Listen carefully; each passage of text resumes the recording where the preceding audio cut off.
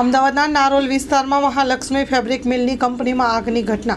સૂત્રોના જણાવ્યા અનુસાર નારોલ વિસ્તારમાં આવેલ મોની હોટલની બાજુમાં HP પેટ્રોલ પંપની બાજુ મહાલક્ષ્મી ફેબ્રિક લિમિટેડ જે કાપડની ફેક્ટરી આવેલી છે એમાં ઓચિંતી આગ લાગી છે અને આ બનાવો સવારે 8 થી 10ની વચ્ચે બનેલ છે। કાબૂ કરવા માટે ફાયર બ્રિગેડની 25 થી 30 ગાડીઓ સ્થળ પર આવી પહોંચી અને આગ ઉપર કાબૂ મેળવવાનું ચાલુ કર્યું છે। Story report by Mahendra Makwana.